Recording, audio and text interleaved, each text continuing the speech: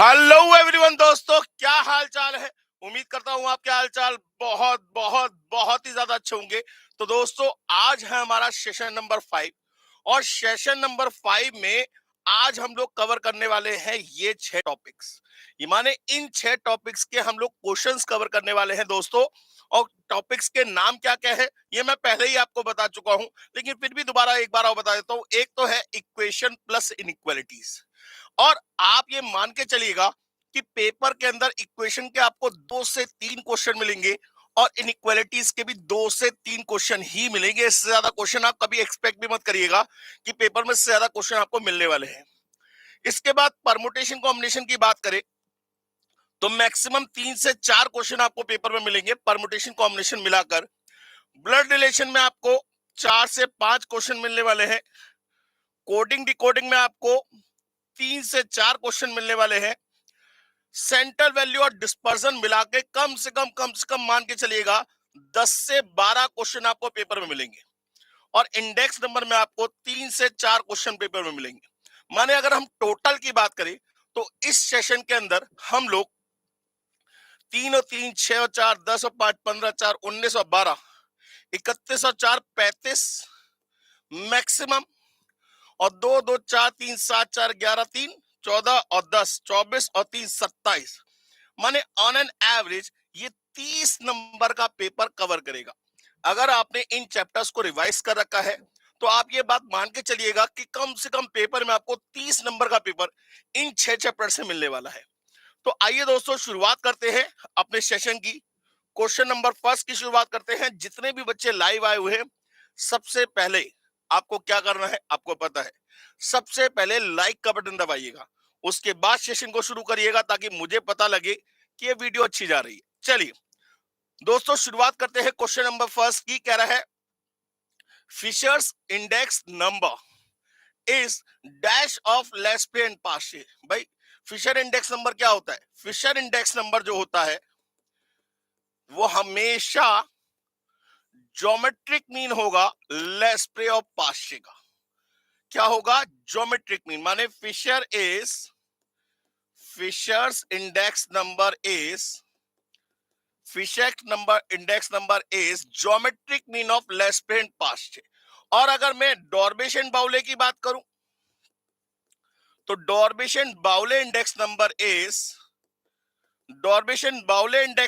Is arithmetic mean of L and P.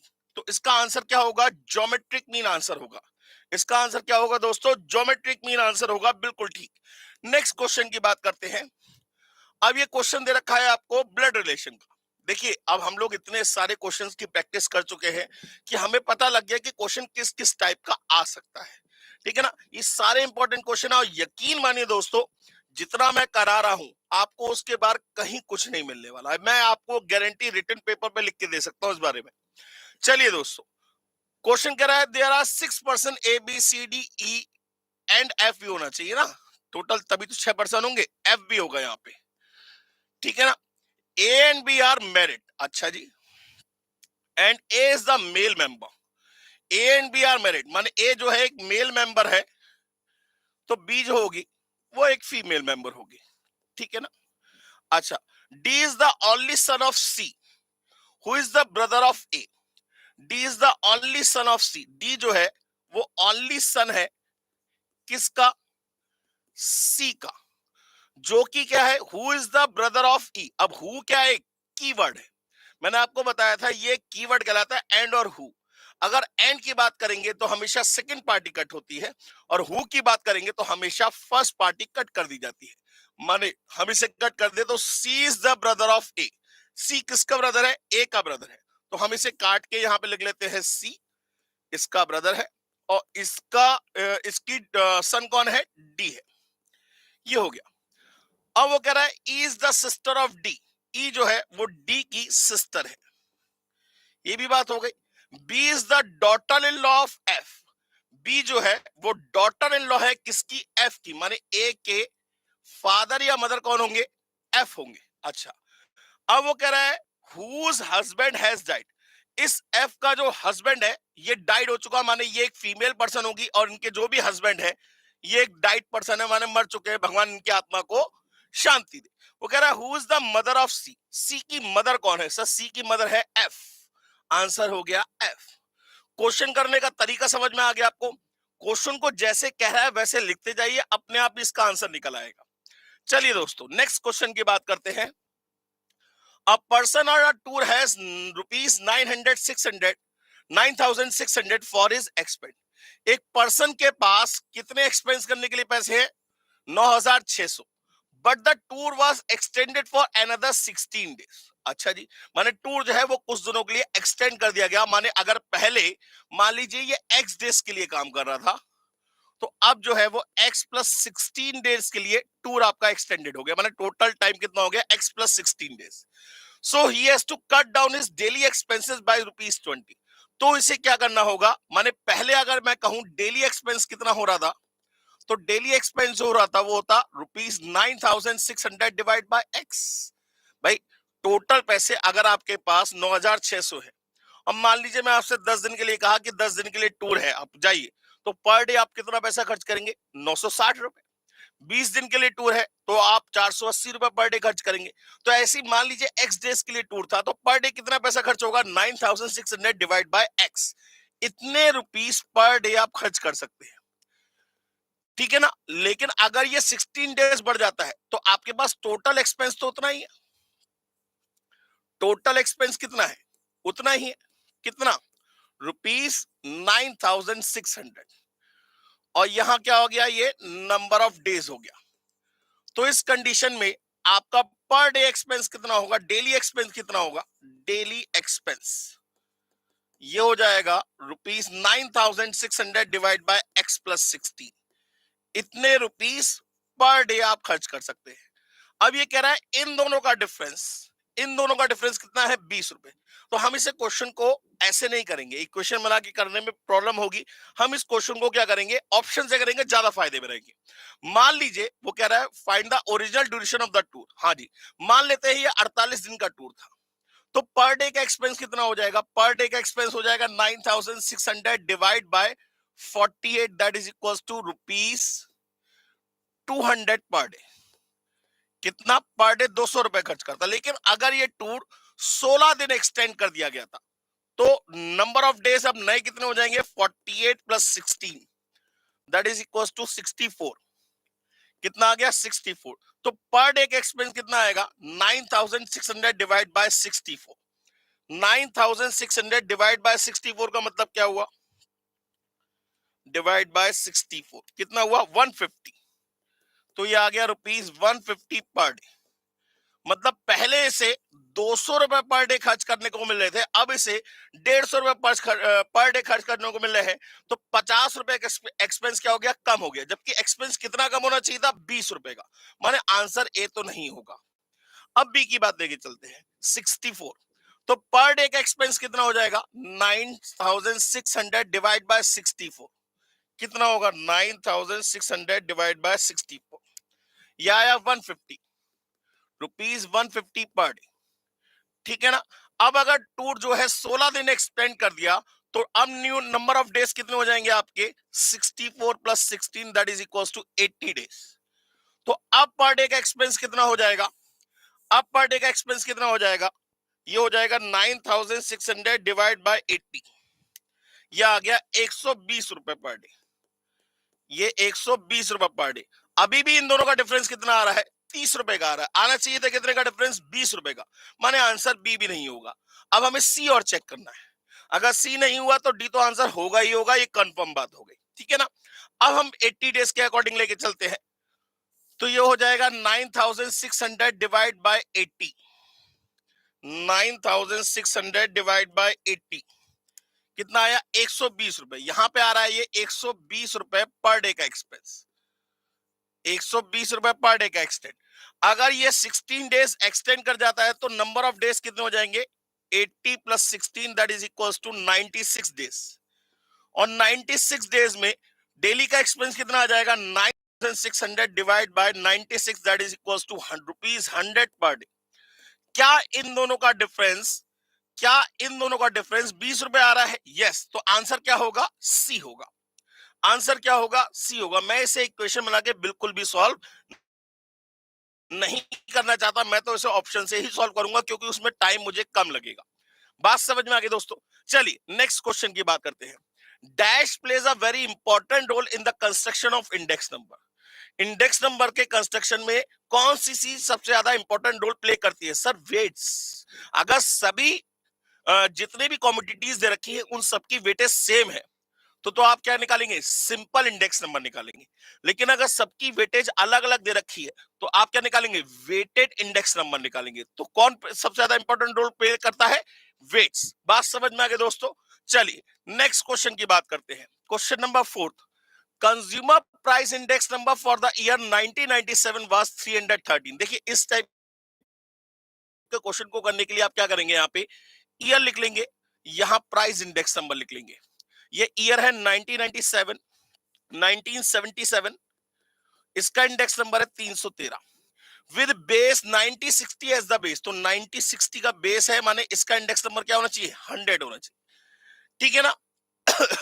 The average monthly wages in 1977 of the workers into the factory be rupees 160। और salary कितनी है? Salary कितनी है? ये है rupees 160। तो ये आपसे पूछ रहा है इसकी वैल्यू क्या होगी? माने 313% किसके बराबर है? 160 के बराबर है। तो 1% की वैल्यू कितनी होगी? 160 डिवाइड बाय 313। तो 100% की वैल्यू कितनी होगी? 160 डिवाइड बाय 313 इंटू 100। सीधे सीधे यूनिटी मेथड लगा दिया तो 160 डिवाइड बाय 313 और इंटू 100 कितना आ गया? 51.12। आंसर हो गया बी। आंसर क्या हो गया दोस्तों? बी। इस टाइप का एक क्वेश्चन आपको पेपर में जरूर मिलेगा। और एक क्वेश्चन जो आपको सबसे पहला कराया फिशर वाला, वो पेपर में क्वेश्चन आना ही आना है, किसी भी रेस्पेक्ट में पूछेगा। एक क्वेश्चन आपको पेपर में यह मिलेगा, फिशर कौन से टेस्ट को सेटिस्फाई नहीं करता? सर सर्कुलर टेस्ट को सेटिस्फाई नहीं करता, बाकी सभी टेस्ट को फिशर्स इंडेक्स नंबर सेटिस्फाई करता ही करता है। चलिए अब बात करते हैं नेक्स्ट क्वेश्चन की दोस्तों। Question number 5, purchasing power of money क्या होता है? भाई पैसे खर्च करने की क्षमता। परचेसिंग पावर ऑफ मनी, किसी चीज को खरीदने की क्षमता क्या होगी? हमेशा रेसिप्रोकल होगी किसके? प्राइस इंडेक्स नंबर के। जितना ज्यादा महंगाई होगी आदमी की खरीदने की क्षमता उतनी ही कम होगी। जितनी ज्यादा महंगाई होगी, जितना ज्यादा इंडेक्स नंबर आगे होगा, आदमी की खरीदने की क्षमता क्या होती है? कम होती है, जिसे बोलते हैं महंगाई दर। ठीक है ना? महंगाई दर ज्यादा होगी तो परचेसिंग पावर ऑफ मनी क्या होगी? कम होगी। महंगाई दर कम होगी तो परचेसिंग पावर ऑफ मनी क्या होगी? ज्यादा होगी। चलिए नेक्स्ट क्वेश्चन की बात करते हैं। ये कह रहा है P Q R S T and V are the 6 members of a family in which there are 2 married couples. T a teacher is married to a doctor who is the mother of R and U. Q the lawyer is married to P. P has one son and one grandson.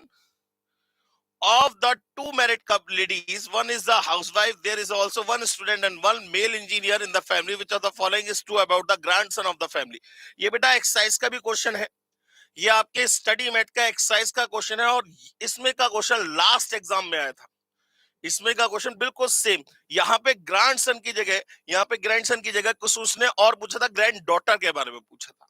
ठीक है ना? बिल्कुल same question आया था last year exam में, ध्यान रखिएगा। तो ये क्वेश्चन आपके एक्सरसाइज का भी है, बहुत लोगों की इसकी प्रॉब्लम होती है। तो आइए दोस्तों इस क्वेश्चन को डिस्कस करते हैं। P Q R S T V यहां लिख लेते हैं। P Q R S T and V. ठीक है ना? 6 मेंबर हो गए। अब वो कह रहा है वी की जगह यू होगा बेटा, यहां यू कर लो। ठीक है ना?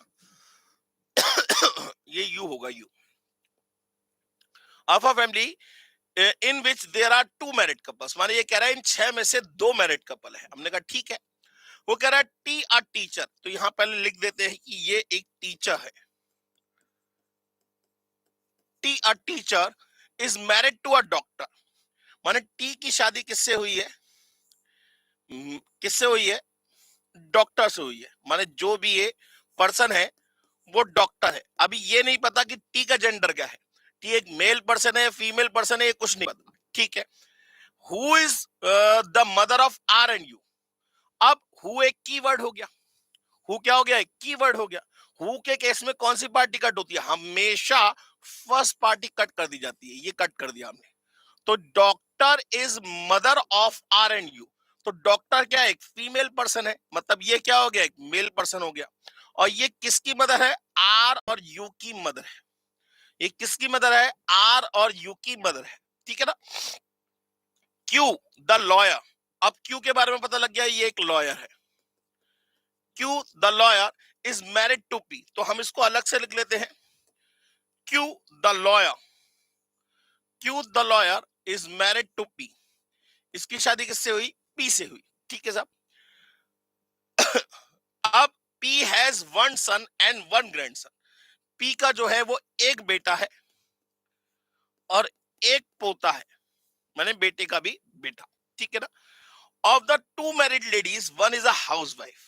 अब ये तो पता लग गया कि ये डॉक्टर है, तो इसमें से पी और क्यू में से कोई एक हाउस वाइफ है। अच्छा, क्यू का हमें प्रोफेशन पता है कि एक लॉयर है, तो ये कौन होगी, हाउस वाइफ होगी, कौन, पी। तो पी क्या होगा, फीमेल पर्सन, क्यू क्या होगा, एक मेल पर्सन, ठीक है ना।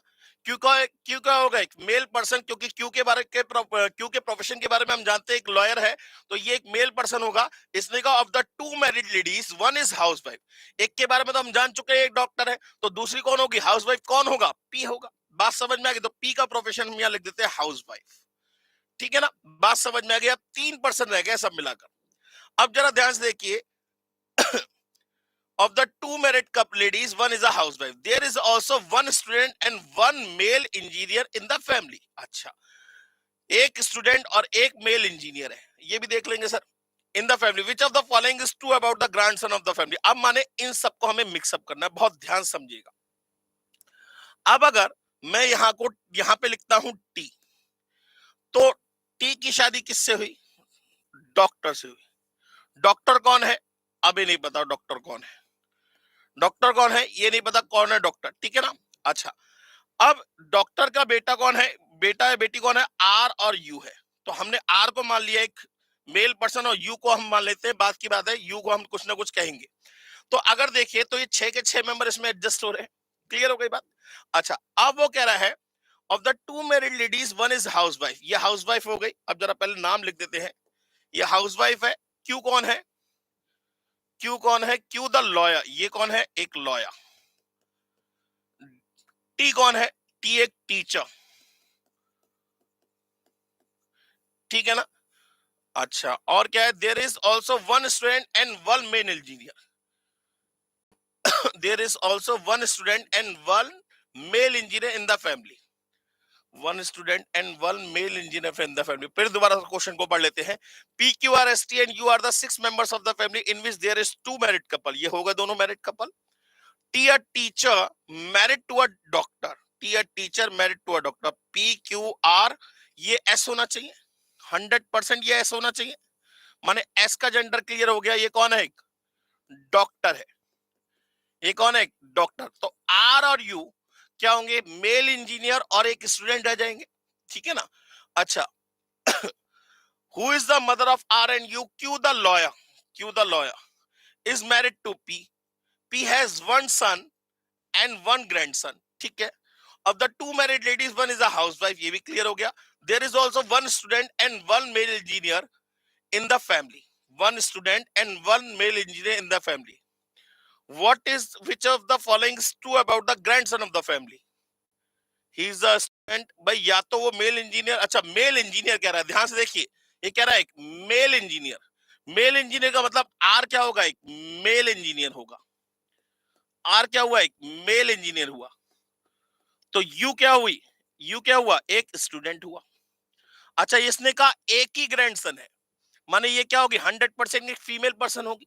माने आपका पूरा ग्राफ क्लियर हो गया, सबके प्रोफेशन भी आपको क्लियर हो गया। वो कह रहा है which of the following is true about the grandson of the family. Grandson कौन हुआ, मेल इंजीनियर, और ग्रैंड डॉटर कौन हुई, स्टूडेंट। तो who is the grandson of the family, he is a male engineer. तो आंसर क्या हुआ, he is an male engineer, ठीक है ना। नेक्स्ट क्वेश्चन की बात करते हैं।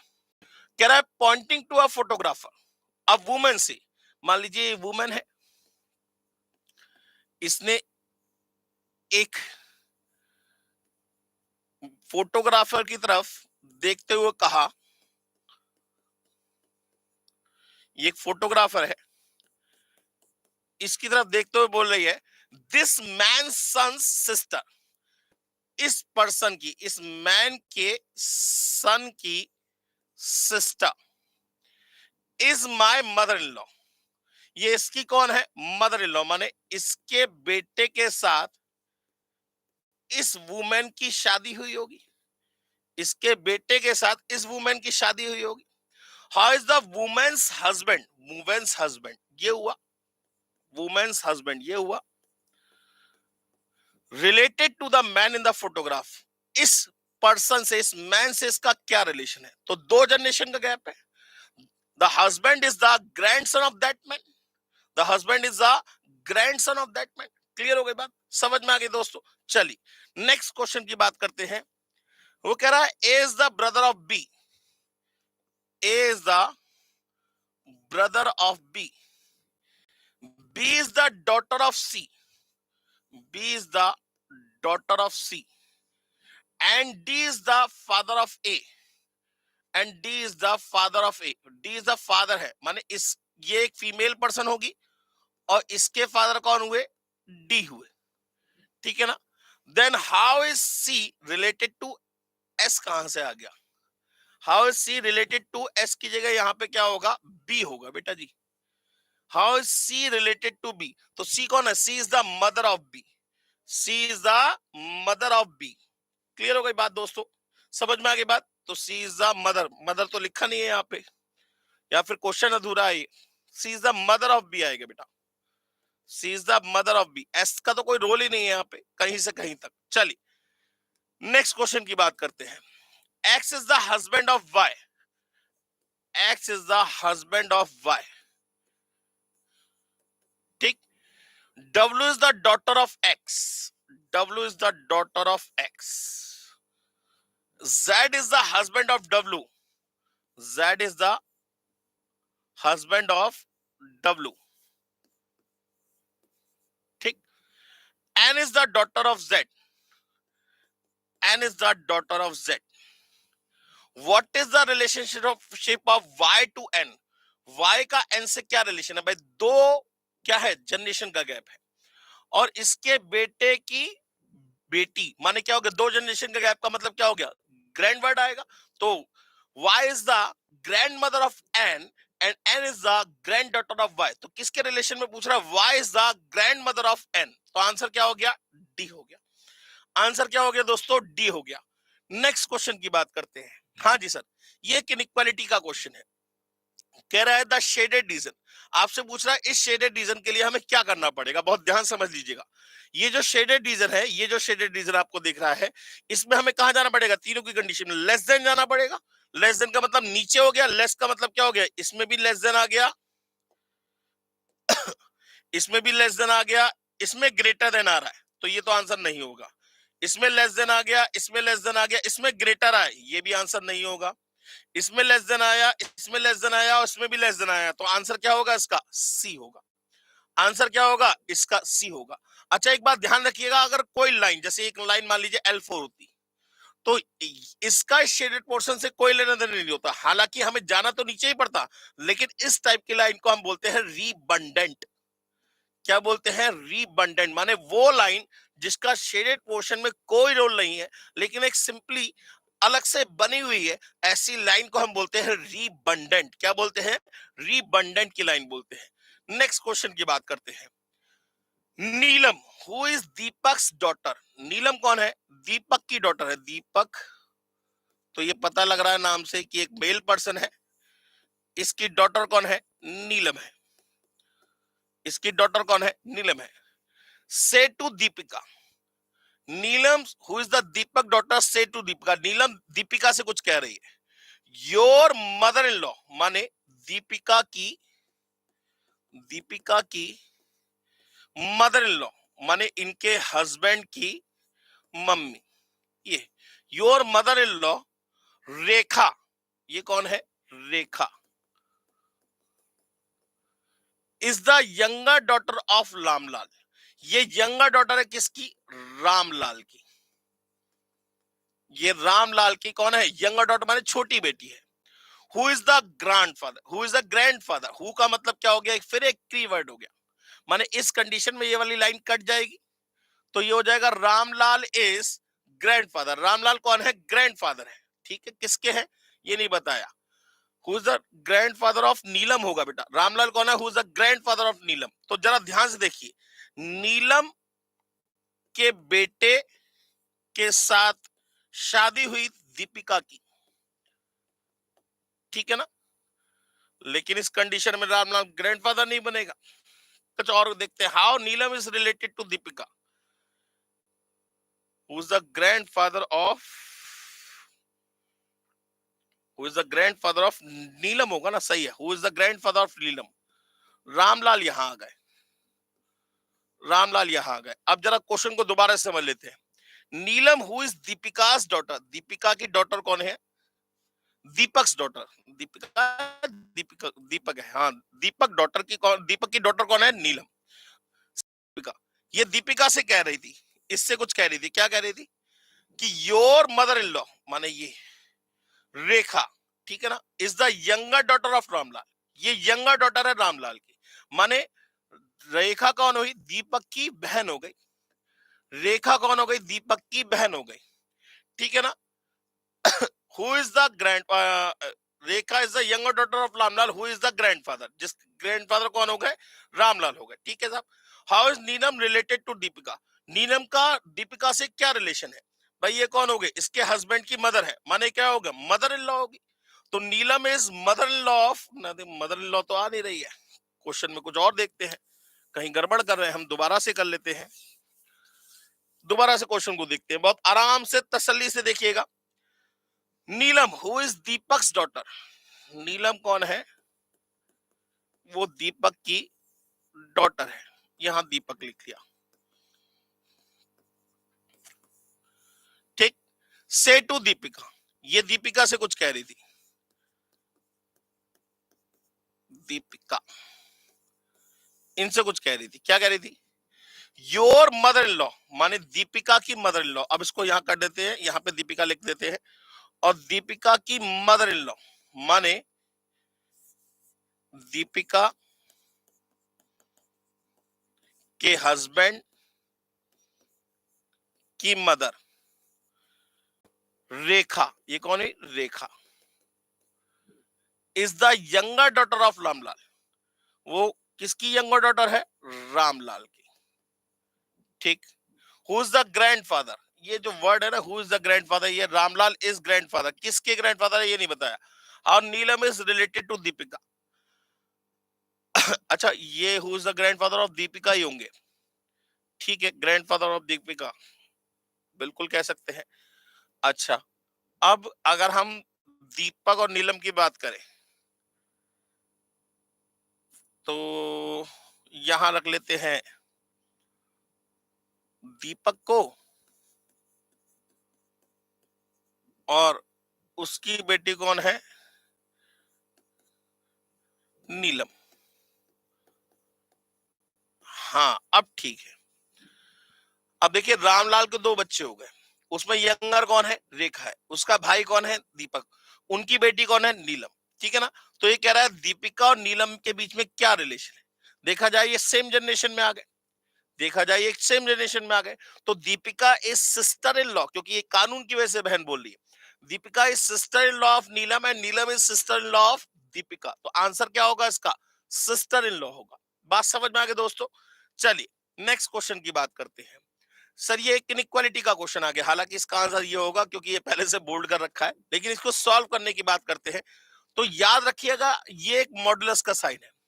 जब कभी भी क्वेश्चन में आपको मॉडुलस का साइन दिखाई दे दोस्तों, तो याद रखिएगा इस क्वेश्चन को करने का तरीका यह है, एक बार इस पूरी क्वांटिटी को, माने जिसमें मॉडुलस लगा है उस पूरी क्वांटिटी को पॉजिटिव एज्यूम करेंगे, एक बार नेगेटिव एज्यूम करेंगे।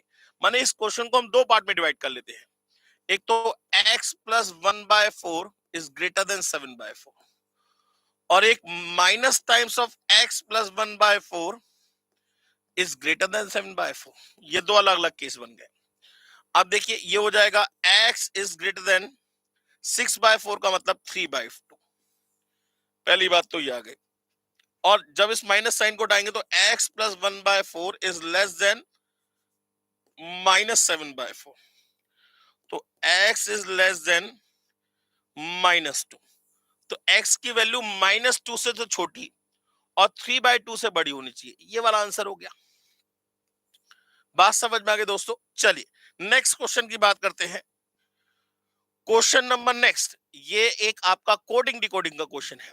वो कह रहा है in a certain code language crowd is written as this, CROWD, कुल हमने लिख दिया है DQPVE। वो कह रहा है how blend be coded. Blend का कोड पूछ रहा है। याद रखिएगा बेटा, इस टाइप के क्वेश्चन को ना आपको पूरा जज करने की जरूरत नहीं है, सिर्फ एक या दो लेटर से ही आपका काम बन जाएगा। कैसे? सबसे पहले यहां पे लिख लीजिएगा ABCDEFGHIJKLMNOPQRSTUVWXY और Z। हमेशा 5-5 के गैप में आप अल्फाबेट को लिख लीजिए। अब जरा देखिए, सी के बाद डी माने +1 हो गया, आर के बाद क्यू, आर के बाद क्यू माने -1 हो गया, ओ के बाद पी माने +1 हो गया, डब्ल्यू के बाद बी माने -1 हो गया, डी के बाद ई माने +1 हो गया, माने +1 -1 +1 -1 +1 -1। अब जरा देखिए, बी के बाद क्या आएगा? +1 का मतलब सी आएगा। अब सी वाले ऑप्शन 2 दिख रहे हैं आपको। अगर आपका सेकंड लेटर जज हो गया तो आपका आंसर आपके सामने आ जाएगा। एल के बाद -1 माने क्या होगा? के होगा। सी के वाला माने बी आंसर होगा। हमें बाकी जज करने की जरूरत नहीं है, माने इसमें आपको पूरा जो कोड है वो निकालने की जरूरत नहीं पड़ेगी। आपके कोड जो होंगे इसमें ना कुछ सेम जरूर होगा, तो आप जो डिफरेंट है बस उसी को चेक करिए, तो आपका आंसर वर्बली निकल जाएगा, बहुत जल्दी निकल जाएगा। बात समझ में आ गई दोस्तों। चलिए नेक्स्ट क्वेश्चन की बात करते हैं। In a certain code telephone is written as this, then the alligator is telephone, TELEPHONE को लिखा हुआ है ENOHPELET। जरा ध्यान से देखिए, इसमें सारे लेटर जो है वो नीचे लिखे हुए हैं। तो अगर हम इसको पीछे से देखिए तो TELEPHONE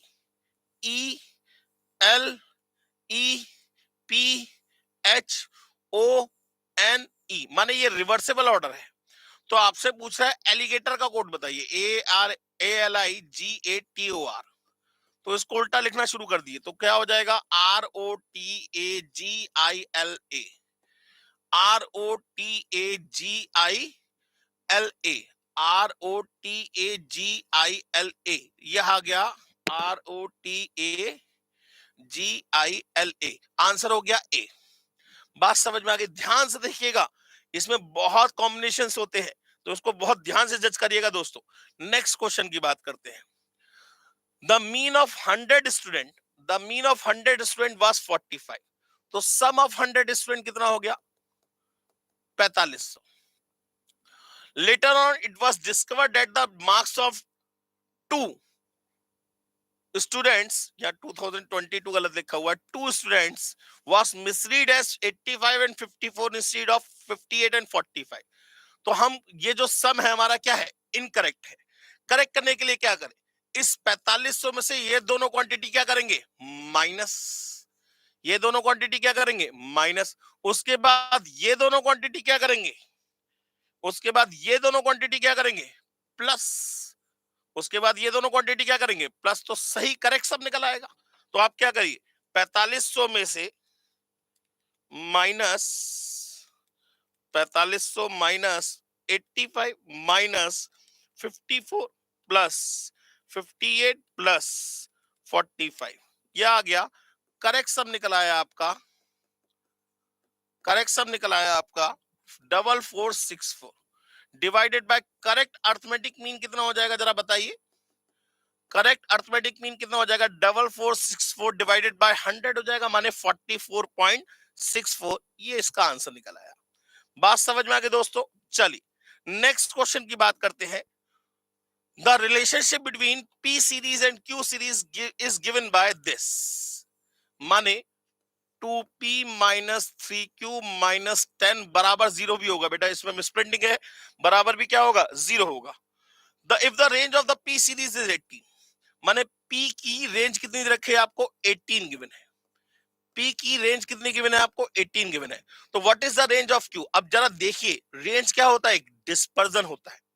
रेंज क्या होता है, डिस्पर्जन होता है। और डिस्पर्जन पे कभी भी ओरिजिन का कोई फर्क नहीं पड़ता। किसका फर्क पड़ता है, स्केल का। तो इसमें ओरिजिन क्या है आपका, इसमें ओरिजिन है सर 10, इसको कट कर दिया। और अब हम क्या करेंगे, पी की जगह सीधे सीधे 18 लगा देंगे, तो क्यू की वैल्यू अपने आप ही निकल जाएगी। तो क्यू की वैल्यू कितनी आ जाएगी, 2 इंटू 18/3, मतलब आंसर कितना आ गया, 12। आंसर कितना आ गया, 12। और अगर नेगेटिव भी आएगा तब भी पॉजिटिव कर देंगे, क्यों, क्योंकि कोई भी डिस्पर्सन कभी नेगेटिव नहीं हो सकता। कोई भी डिस्पर्सन कभी नेगेटिव नहीं हो सकता। Question number 18, a professor has given assignment to a student in a statistics class. A student computer the arithmetic mean and the standard deviation for 100 student, ये 100 होगा, 100 student as 50 and 5 respectively। माने arithmetic mean कितना है, number of student कितने हैं, 100, arithmetic mean कितना है, 50, और स्टैंडर्ड डेविएशन कितना है, 5। Later on she paints out the student that he has made mistake in taking one observation as 100 instead of 50। माने धोखे से एक ऑब्जर्वेशन 100 ले लिया, जबकि सही क्या था, 50 था। तो वो कह रहा है what will be the consent mean if the wrong observation is correct. तो हम क्या करेंगे, पहले हम सम निकालेंगे। तो सम कितना हो जाएगा, 5000। सम कितना हो जाएगा, 5000। उसमें से क्या करेंगे, -100 और +50 करेंगे, माने कुल मिला के -50 हो जाएगा। तो ये हो जाएगा 4950।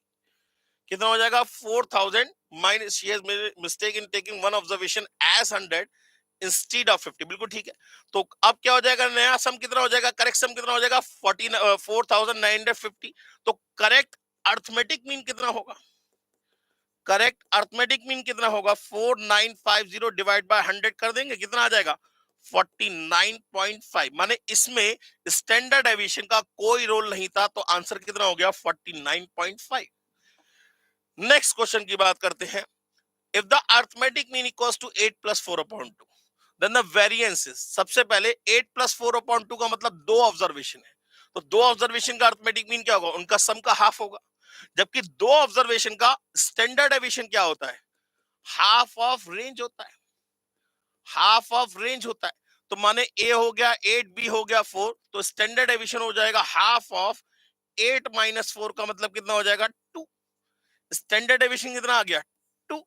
तो आपसे स्टैंडर्ड डेविएशन नहीं पूछा, क्या पूछा गया है, वेरिएंस। वेरिएंस क्या हो जाएगा, 2 का स्क्वायर का मतलब क्या आंसर आ जाएगा, 4। 2 का स्क्वायर का मतलब क्या आंसर आएगा, 4। ध्यान रखिएगा, वेरिएंस का क्वेश्चन हमेशा पूछा जाता है, स्टैंडर्ड डेविएशन डायरेक्ट नहीं पूछा जाएगा, क्योंकि ज्यादातर बच्चे इसमें गलती करते हैं। Variance is the square of standard deviation. कभी भी आपको वेरिएंस निकालना हो तो सबसे पहले आप स्टैंडर्ड डेविएशन कैलकुलेट करिएगा, उसके बाद उसकी स्क्वायरिंग कर दीजिएगा। चलिए नेक्स्ट क्वेश्चन की बात करते हैं। कह रहा है the geometric mean of this. अरे वाह, इसका ज्योमेट्रिक मीन पूछ रहा है। अब ज्योमेट्रिक मीन बराबर क्या होता है, प्रोडक्ट ऑफ ऑल ऑब्जर्वेशन, माने इन सब का प्रोडक्ट। जरा ध्यान से देखिए, लास्ट में 0 दिख रहा है। अब याद करिए, ज्योमेट्रिक मीन की कंडीशन होती थी कि ज्योमेट्रिक मीन और हार्मोनिक मीन दोनों में, दोनों की कैलकुलेशन में कोई भी ऑब्जर्वेशन 0 नहीं होना चाहिए। अगर कोई भी ऑब्जर्वेशन 0 हुआ तो उस कंडीशन में ज्योमेट्रिक मीन भी क्या आ जाएगा, 0। हार्मोनिक मीन भी क्या हो जाएगा, 0। तो इस कंडीशन में ज्योमेट्रिक मीन क्या हो जाएगा, 0। करने की जरूरत ही नहीं है। अगर आप इन सब का प्रोडक्ट करेंगे तो प्रोडक्ट क्या आएगा, 0। और 0 की पावर कितने, 1 2 3 4 5 6 7 8, पावर 1/8 निकालेंगे तो भी आंसर क्या आएगा, 0 ही आएगा।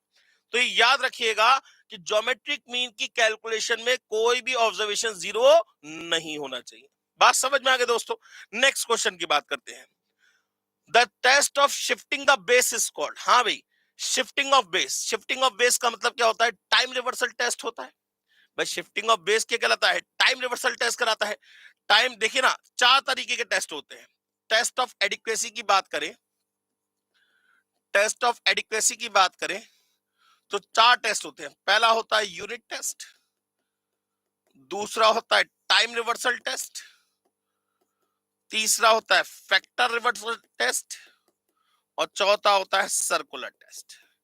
अगर मैं बात करूं तो the test of shifting the base के लिए एक तो टाइम रिवर्सल टेस्ट और एक सर्कुलर टेस्ट दोनों होते हैं।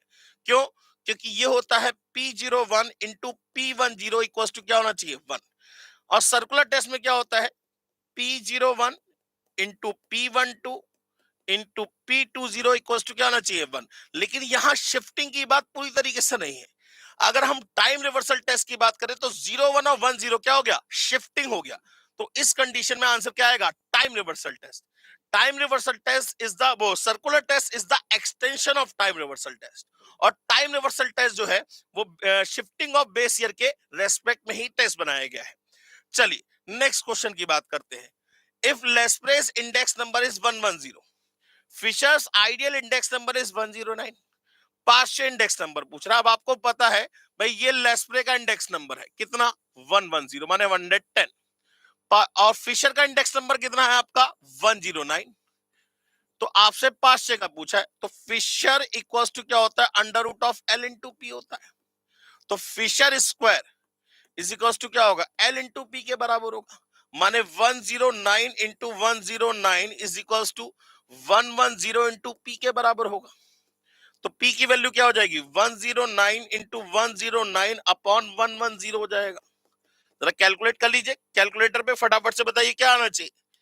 109 इंटू दबाकर इक्वल डिवाइड बाय 110, ये आ गया 108,009, ये आ गया 108 के आसपास। बात समझ में आ गई दोस्तों। इस टाइप का क्वेश्चन भी आपको इंडेक्स नंबर से मिल सकता है। चलिए नेक्स्ट क्वेश्चन की बात करते हैं। In a certain code language beat is written as this. Beat BEAT को लिखा गया है YVZG, ठीक है साहब। Then what will be the code of mild, MILD का कोड पूछ रहा है। सबसे पहले हम यहाँ ABCD उतार ले, ज्यादा फायदे में रहेंगे। ABCDEFGHIJKLMNO PQRSTUVWXY और Z, ठीक है साहब। ये हमने ABCD उतार ली, ठीक। अब जरा ध्यान दीजिए, B की जगह क्या आया Y, B की जगह Y आने का मतलब -1, -2 और -3, यहां लिख देते हैं -3, ठीक। E की जगह आया V, E की जगह आया V। अब यहां से -1, -2, -3, -4, -5, -6, -7, -8, -9, अगर हम माइनस प्लस के रेस्पेक्ट में देख रहे हैं, अभी रुक जाइएगा। A की जगह आया Z, A की जगह Z आने का मतलब हो गया -1, और T की जगह आया G, T की जगह G, T की जगह G, -1, -2, -3, -4, -5, -6, -7, -8, -9, -10, -11, -12, -13। सर ऐसे तो काम नहीं बन रहा, ऐसे काम नहीं बन रहा। अगर आप देखिए तो इसमें कोई पैटर्न नहीं दिख रहा, ऐसे करके हम नहीं लिख सकते, कुछ और हमें देखना पड़ेगा। अब हमें इसमें रिवर्सेबल भी चेक करना पड़ेगा। अगर हम चेक करें तो E की जगह B की जगह Y, B की जगह Y तो -3 दिख रहा है, और A की जगह Z, माने इन दोनों को अगर रिवर्स करें तो ये -3 और -1 हो जाएगा, ये हो जाएगा -2 और ये हो जाएगा -2, और E की जगह G और T की जगह V, E की जगह Z का मतलब 1 2 +2, और T की जगह V का मतलब +2। बिल्कुल ठीक है। देखो आप जरा ध्यान से देखो, बहुत ध्यान से देखो, दोबारा से दिखा देता हूं मैं आपको। BEAT की जगह क्या आया है YVZG, यह आया है। बहुत ध्यान से समझिएगा। अब अगर मैं इसको B और Z को और A और Y को देखूं, क्योंकि यही मुझे बिल्कुल नियरेस्ट दिख रहे हैं, तो B से Z पे जाने के लिए -1 और -2 जाना पड़ेगा, ये हो गया -2, और A से Y पे जाने के लिए भी मुझे क्या करना पड़ेगा -2, E से G पे जाने के लिए क्या करना पड़ेगा +2, और T से V पे जाने के लिए क्या करना पड़ेगा +2। माने -2 क्रॉस में चल रहा है, माने reverse plus subtraction plus minus दोनों चल रहा है। तो इसमें भी बिल्कुल इसी ऑर्डर में, यहां लिख लीजिए -2, यहां लिख लीजिए -2, यहां लिख लीजिए +2 और यहां लिख लीजिए +2। अब जरा देखिए, सबसे पहले आई का +2 हो गया के, माने जो आंसर के से शुरू होगा वो नहीं है, वो तो है ही नहीं इसमें। यहाँ पे के तो कहीं ऐसे कहीं से कहीं तक नहीं है। कोई बात नहीं, चेक करेंगे अभी। और डी प्लस टू करेंगे तो एफ आएगा, ठीक है। M-2 करेंगे तो कितना आएगा, M-2 करेंगे तो के आएगा। ये भी काम नहीं बनना भाई, दोबारा से देखना पड़ेगा। BEAT YVZG MILD। अच्छा, अगर ऐसे देखे रिवर्स में तो इन दोनों का आपस में एक्सचेंज करके, तो टी कीजिएगा Z +1 +2 +3 +4 +5 +6 और ए की जगह जी +1 +2 +3 +4 +5 +6, ये +6, ठीक है। बी की जगह वी माने -1 -2 -3 -4 -5 -6, ठीक है।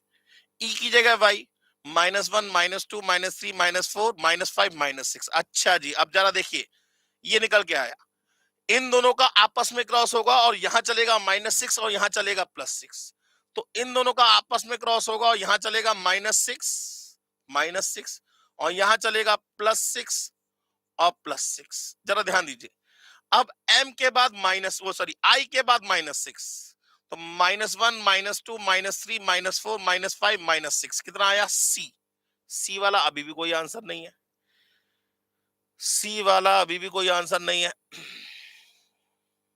अच्छा जी, और अगर D+6 करे तो +1 +2 +3 +4 +5 +6, जे भी कहीं से कहीं तक नहीं आ रहा। अच्छा, W आ रहा है, WR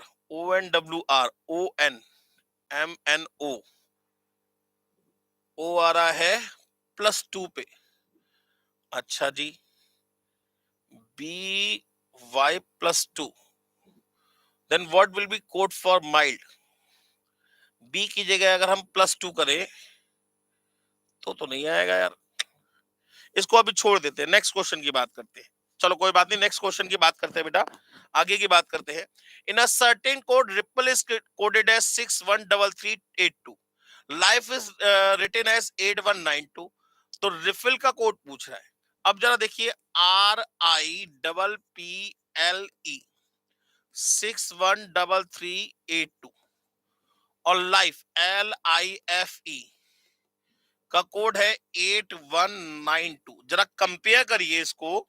सबसे पहले इन दोनों में कॉमन देखिए, इन दोनों में कॉमन क्या है, ई की जगह कितना आ रहा है 2, यहां पे भी ई की जगह कितना आ रहा है 2, माने करस्पॉन्डिंग लेटर अपने जो नंबर लिखे हुए करस्पॉन्डिंग लेटर जो होगा अपने डिजिट के कोड को रिप्रेजेंट कर रहा है। तो आपसे कोड पूछा गया है रिफिल का, RIFFLE, रिफिल का कोड पूछा गया है। तो आर की जगह कितना आएगा 6, आई की जगह कितना आएगा 1, एफ की जगह कितना आएगा 9, एल की जगह कितना आएगा 8 और ई की जगह कितना आएगा 2। तो आंसर आ गया 619982। ये आपका आंसर हो गया, ठीक है ना दोस्तों। चलिए नेक्स्ट क्वेश्चन की बात करेंगे। In a certain code drown is written as this, DROWNMXNSC। तो आपसे ब्रेक का कोड पूछ रहा है, BREAK का कोड पूछ रहा है, क्या आएगा। सबसे पहले ABCD उतार लीजिए, मुझे तो बार बार उतारनी पड़ी, आपको एक ही बार उतारनी पड़ेगी। ABCDE FGHIJKLMNOPQRSTUVWXY और Z। अब डी से एम तो नहीं जा सकते, लेकिन एन से एम जा सकते हैं। तो एन से एम क्या हो जाएगा, -1। डब्ल्यू से एक्स +1, O से N -1, R से S +1 और D से C -1। माने क्रॉस में चल रहा है, यहां से चलेंगे हम -1, K -1, K -1, K -1 हो जाएगा J। जरा देखिए J वाला कौन सा है सर, ये दोनों है, तो हम इसमें बस ये वाला लेटर जज कर ले तो हमें पता लग जाएगा। इसके बाद A+1, A+1 क्या हो जाएगा B, तो आंसर कौन सा होगा ये वाला, बाकी हमें जज करने की जरूरत ही नहीं, तो आंसर क्या हो जाएगा इसका, बी आंसर हो जाएगा। क्लियर हो गई बात दोस्तों। चलिए नेक्स्ट क्वेश्चन की बात करते हैं। कह रहा है how many numbers between 100 and 1000 can be form with the digit this. तो 100 से 1000 के बीच में कितने डेट के नंबर बनाए जा सकते हैं, 3 डेट के नंबर बनाए जा सकते हैं। ये पूछ रहा है इन डिजिट का यूज करके कितने बनाए जा सकते हैं। अगर क्वेश्चन में कुछ नहीं लिखा है तो ये मान के चलेंगे कि रिपीटेशन इज नॉट अलाउड। क्या मान के चलेंगे, रिपीटेशन इज नॉट अलाउड मान के चलेंगे। क्लियर हो गई बात दोस्तों, 1 मिनट साइलेंट पे कर दू उसको। चलिए हाँ जी सर, अब वो कह रहा है विद द डिजिट दिस, तो पहले प्लेस के लिए कितनी चॉइस, भाई पहले प्लेस पे 2 आ सकता है, 3 आ सकता है, 4 आ सकता है, 0 नहीं आ सकता, 8 आ सकता है, 9 आ सकता, तो पहले प्लेस के लिए कितनी चॉइस 5। अब किसी एक को फिक्स कर दीजिए, 9 को फिक्स कर दिया। अब दूसरे प्लेस के लिए अब तो 0 आ सकता है, तो 5 और 4, तो आंसर कितना आ जाएगा 100। आंसर कितना आ जाएगा 100, बात खत्म हो गई। क्लियर हो गई बात दोस्तों।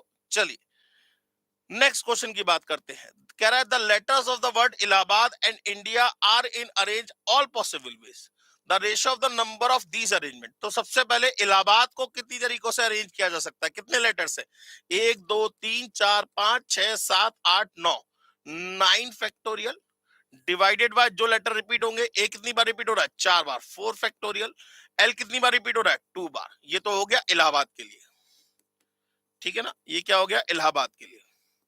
ऐसे इंडिया की बात करें तो इंडिया में कितने होंगे 1 2 3 4 5, 5 factorial divided by I 2 bar repeat हो रहा है 2 फैक्टोरियल। ये पूछ रहा है आपसे इसका रेशो बताइए, तो 2 फैक्टोरियल से 2 फैक्टोरियल कट गया, माने कुल मिला के आ गया 9 फैक्टोरियल डिवाइड बाय 4 फैक्टोरियल और इनटू लगा के कितना आ जाएगा 1/5 फैक्टोरियल। इनटू लगा के कितना आ जाएगा 1/5 फैक्टोरियल। अब इसको क्या लिख लेंगे 9 into 8 into 7 into 6 into 5 factorial से कट गया 5 फैक्टोरियल। इसको लिख लिया 4 इंटू 3 इंटू 2, 4 2 जा 8 से 8 कट गया, 3 2 जा 6 कट गया, तो 9 7 जा 63, 2 जा 126 रेशियो 1। आंसर कितना आएगा 126 रेशियो 1। क्लियर हो गई बात दोस्तों। चलिए नेक्स्ट क्वेश्चन की बात करते हैं। कह रहा है द एलसीएम ऑफ दिस, इसका एलसीएम पूछ रहा है। एलसीएम का मतलब क्या होता है, लीस्ट कॉमन मल्टीपल। इन तीनों में सबसे ज्यादा कॉमन, सबसे कम कॉमन क्या क्या आएगा सर, 6 फैक्टोरियल आएगा। भाई देखिए ना 6 फैक्टोरियल, 7 फैक्टोरियल और 8 फैक्टोरियल। अगर हम बात करें तो उसका मतलब हुआ 6 into 5 into 4 into 3 into 2 into 1। 7 factorial का मतलब हो गया 7 into 6 into 5 into 4 into 3 into 2। 8 factorial का मतलब हो गया 8 into 7 into 6 into 5 into 4 into 3 into 2। जरा देखिए इन तीनों में सबसे कम कॉमन क्या है, भाई कॉमन क्या है इन तीनों में, एक तो 6 कॉमन है, 5 कॉमन है, 4 3 2, माने इन सब में सबसे कॉमन क्या है 6 फैक्टोरियल। तो आंसर क्या हुआ 6 फैक्टोरियल। और इसका एचसीएफ कितना आएगा, हाईएस्ट कॉमन फैक्टर कितना आएगा, sorry LCM least common multiple पूछ रहा है इसका। हमने एचसीएफ निकाल दिया, ये हमारा एचसीएफ हुआ। हाईएस्ट कॉमन फैक्टर कितना आया 6 इंटू 5 इंटू 4। एलसीएम पूछ रहा है, तो एलसीएम निकालने का तरीका हम ऐसे नहीं करेंगे, एलसीएम ऐसे ही लिख लेंगे 6 फैक्टोरियल, 7 फैक्टोरियल और 8 फैक्टोरियल, जैसे बचपन में करते थे। तो किससे डिवाइड देंगे सर इसे, सबसे पहले 6 फैक्टोरियल से डिवाइड दे देते हैं, तो ये आ गया 1, ये आ गया 7 और ये आ गया 8 इंटू 7। भाई देखिए ना, इसको हमने लिख लिया 7 इंटू 6 फैक्टोरियल, इसको हमने लिख लिया 8 इंटू 7 इंटू 6 फैक्टोरियल। तो हमने तीनों को 6 फैक्टोरियल से डिवाइड कर दिया, तो यहां रह गया 1, यहां रह गया 7 और यहां रह गया 8 इंटू 7। अब किससे डिवाइड करेंगे 7 से डिवाइड करेंगे, तो 1 1 1 और 8। फिर किससे डिवाइड करेंगे 8 से डिवाइड करेंगे, तो 1 1 और 1। तो ये कितना आ जाएगा, ये हो जाएगा 6 फैक्टोरियल इंटू 7 इंटू 8, इसका मतलब क्या आ जाएगा 8 फैक्टोरियल। तो इसका आंसर क्या होगा, सॉरी 8 फैक्टोरियल, इसका आंसर क्या होगा 8 फैक्टोरियल। नेक्स्ट क्वेश्चन की बात करते हैं, वो कह रहा है in how many ways can the letter of the word algebra be arrange without changing the relative order of the vowels. माने सबसे पहले तो एल्जेब्रा लिखा कैसे, ALGEBRA, वोवेल्स कहां कहां है, ये एक वोवेल है, ये एक वोवेल है, और ये भी एक वोवेल है। माने जहां वोवेल थे वहां पे वोवेल ही आने चाहिए, बाकी कोई कहीं आए तो ये तीनों आपस में अरेंज हो सकते हैं 3 फैक्टोरियल। बाकी रह गए 4, 1 2 3 4, ये चारों आपस में अरेंज हो सकते हैं 4 फैक्टोरियल। अब जो रिपीट हो रहा होगा वो डिवाइड में आएगा, जैसे ए 2 बार रिपीट हो रहा है तो डिवाइड बाय 2 फैक्टोरियल। तो ये हो जाएगा 6 इंटू 24/2, माने आंसर आ जाएगा 72, 72। क्लियर हो गई बात दोस्तों। चलिए नेक्स्ट क्वेश्चन की बात करते हैं। कह रहा है the common region the graph of the this x plus Y less than equals to 4, x minus Y is less than equals to 4 और x is greater than equals to 4। तो ये क्या बनाएंगे, एक इक्विलेटरल ट्रायंगल बनाएंगे, isosceles triangle बनाएंगे, quadrilateral बनाएंगे या स्क्वायर बनाएंगे। भाई सीधी सीधी बात है, अगर 3 लाइन है तो एक ट्रायंगल ही बनेगा। भाई अगर आप इस लेस देन इक्वल्स टू को छोड़ दें तो 3 लाइन है तो क्या बनेगा, एक वो भी क्या बनना चाहिए, एक ट्रायंगल ही बनना चाहिए। फिर भी अगर हम इस लाइन को प्लॉट करते हैं तो x plus Y equals to 4, x plus Y equals to 4 का मतलब लाइन कुछ इस तरीके से बनेगी, ठीक है ना। लेस देन का मतलब नीचे वाला area, x minus Y is greater than वो less than equals to 4, x minus Y का मतलब ये हो जाएगा 4,0 तो सेटिस्फाई करेगा और एक 4,-0 सेटिस्फाई करेगा,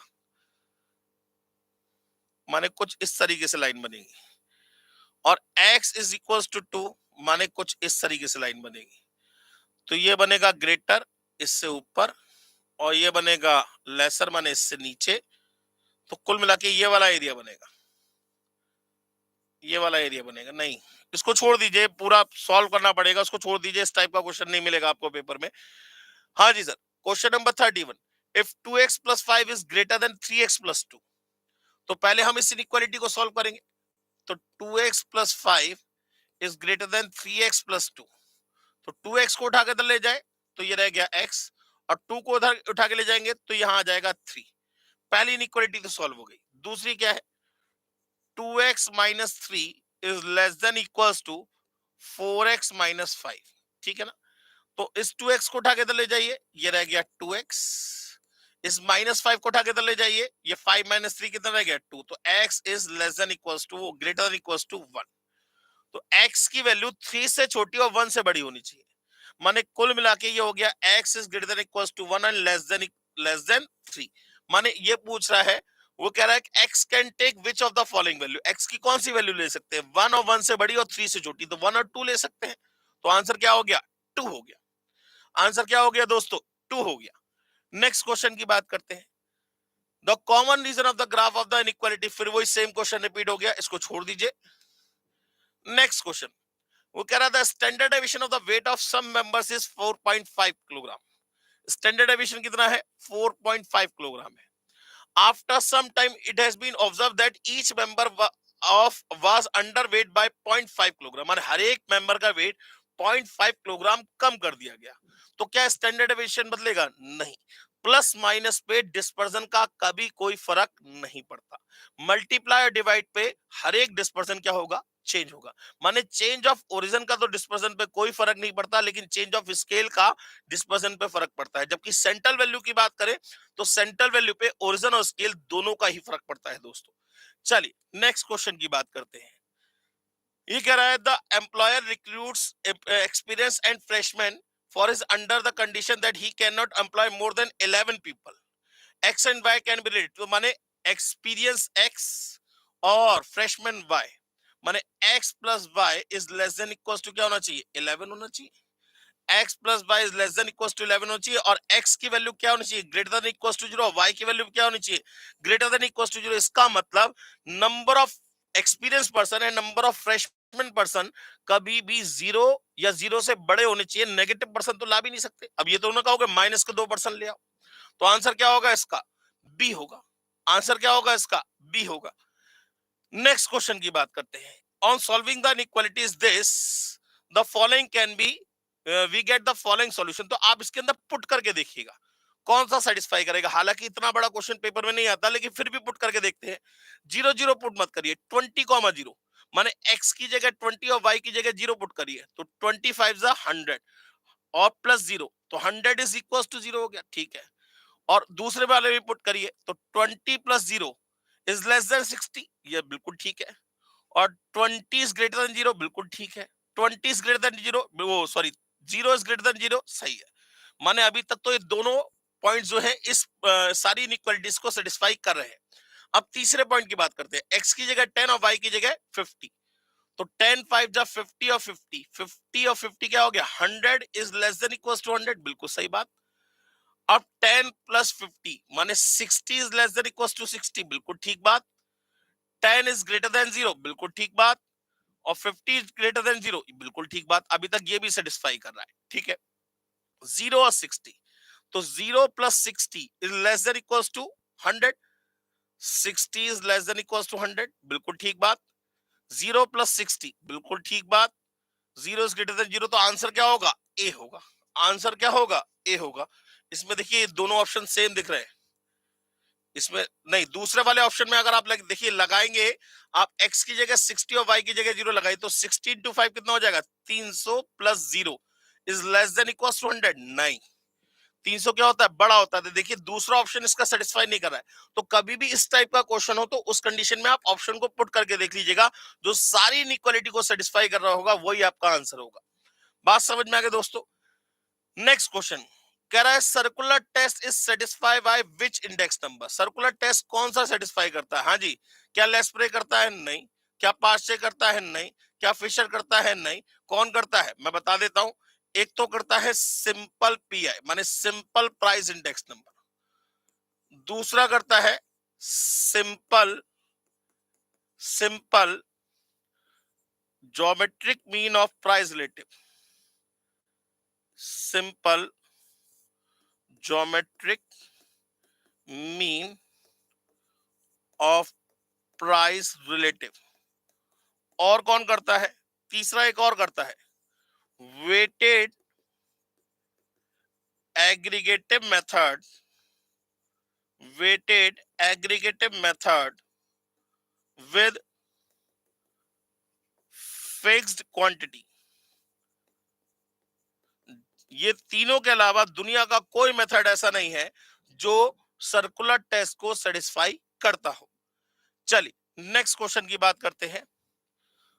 For a moderately skewed distribution of a master statistics is for a group of 200 students, the mean and median marks were भी इतना, माने मीन कितना है 55.60, मीडियन कितना है 52.40, मॉड की वैल्यू पूछ रहा है।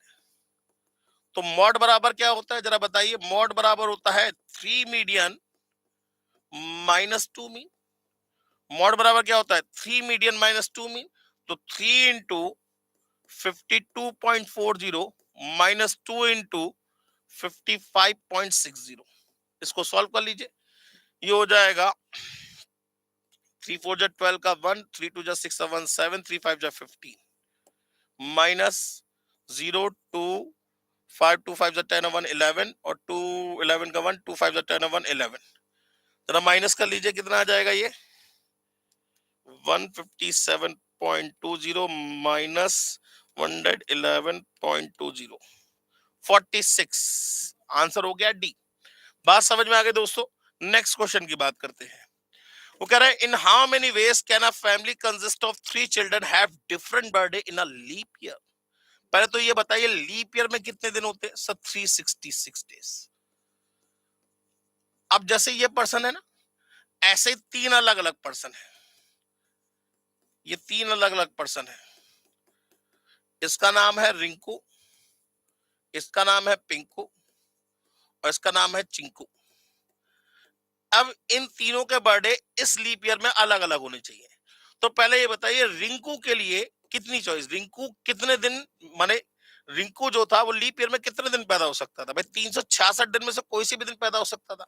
तो रिंकू के लिए कितनी चॉइस 366, पिंकू के लिए कितनी चॉइस? अब वो कह रहा है क्या होना चाहिए, डिफरेंट बर्थडे होना चाहिए, माने जिस दिन पिंकू पैदा हुआ, मान लीजिए 2 नवंबर को पैदा हुआ, तो पिंकू के पास 2 नवंबर को छोड़कर बाकी सभी दिन में चॉइसेस हैं, किसी भी दिन पैदा हो सकता है। माने कितनी चॉइसेस होंगी, 365। अब मान लीजिए ये 3 फरवरी को पैदा हुआ, तो चिंकू के लिए ना ही 2 नवंबर ना ही 3 फरवरी, इनको छोड़कर बाकी सब, माने 364। तो आंसर आ जाएगा 365 इंटू 366 इंटू 365 इंटू 364। तो आंसर हो गया ए। आंसर क्या हो गया दोस्तों, ए हो गया। नेक्स्ट क्वेश्चन की बात करते हैं। क्वेश्चन कह रहा है how many 4 letters word with or without meaning can be formed out of the letter of the word logarithms if the repetition of the letter is not allowed. अच्छा, how many 4 letter word, माने सबसे पहले हम क्या करेंगे, 4 letter को select करेंगे और उसके बाद उसका वर्ड बनाएंगे। अब अगर हम बात करें तो लॉगरिथम, LOGARITHMS, तो पहले हम ये चेक करें कि कौन कौन से लेटर रिपीट हो रहे हैं। 1 2, इसमें कोई लेटर रिपीट हो रहा, कोई लेटर रिपीट नहीं हो रहा। तो सबसे पहले क्या करेंगे, 3 3 6 3 9 और 1 10, 10 में से कोई से भी 4 लेटर को सिलेक्ट करेंगे। 10 में से कोई से भी 4 लेटर को सिलेक्ट करेंगे। अब मान लीजिए वो लेटर सेलेक्ट होके आ गए LSGM, तो इन 4 से कितने वर्ड बनाए जा सकते हैं, इंटू 4 फैक्टोरियल। तो आंसर कितना आ जाएगा, ये चाहे आप इसे कर लीजिए 10 C4 इंटू 4 फैक्टोरियल, तो 10 C4 का मतलब हो गया, या फिर आप इसे सीधे सीधे क्या कर सकते हैं भाई, देखिए ना, R फैक्टोरियल इंटू NCR क्या होता है, दैट इज इक्वल टू होता है NPR के। आप चाहे डायरेक्ट कॉम्बिनेशन परमुटेशन भी लगा सकते थे। इसे सॉल्व कर लीजिए तो 10 into 9 into 8 into 7 upon 4 into 3 into 2 into 4 into 3 into 2, ये कैंसिल आउट हो गया। इसको मल्टीप्लाई कर लीजिए, कितना हो जाएगा ये, 9 इंटू 8 इंटू 7 इंटू 10, 5040। आंसर हो गया बी। आंसर क्या हो गया दोस्तों, बी हो गया। Next question, question number 40, which is the last question of this session. If the first quartile is 42.75, ये Q1 है, and the third quartile is 74.25, ये Q3 है, then the coefficient of quartile division क्या होता है, ये होता है Q3 minus Q1 upon Q3 plus Q1। ये होता है Q3 minus Q1 upon Q3 plus Q1, माने 42.75 minus, sorry 74.25 minus 42.75 divided by 74.25 plus 42.75। इसको सॉल्व कर लीजिए, कितना हो जाएगा ये, 74.25 माइनस 42.75, यह आ गया 31.5 डिवाइडेड बाय 74.25 प्लस 42.75, यह आ गया 117, माने 31.5 डिवाइड बाय 117 और इनटू 100 कर देंगे तो कितना आ जाएगा, 26.92 डी हो गया। माने इनटू 100 लगाएंगे तो परसेंटेज का साइन आएगा, और इनटू 100 नहीं लगाएंगे तो परसेंटेज का साइन भी नहीं आएगा। तो दोस्तों आज का सेशन आपका खत्म हो गया, जिसमें हमने 40 क्वेश्चन कवर किए अपने डिफरेंट डिफरेंट टॉपिक्स को मिला के। अब नेक्स्ट सेशन आपको पता है किस तरीके का है। नेक्स्ट सेशन में क्या होगा, कॉम्बो मिलेगा आपको। क्या मिलेगा नेक्स्ट सेशन में, कॉम्बो मिलेगा। तो बिल्कुल सभी सारे सेशंस की तैयारी करके आइएगा, सारे टॉपिक्स को तैयार करिएगा। इस समय सिर्फ और सिर्फ आपको क्या करना है, क्वेश्चंस की प्रैक्टिस करनी है। और मैं आपसे फिर कह रहा हूं, जितने सेशंस मैं आपको करा रहा हूं अगर आपने वो कर लिए तो 80 प्लस मार्क्स तो दुनिया की कोई ताकत रोक ही नहीं सकती, खुद institute of chartered accountant of India भी नहीं रोक सकता। बस इसी उम्मीद के साथ नेक्स्ट लेक्चर में मिलेंगे। आज के लिए thank you very much, take care and bye bye.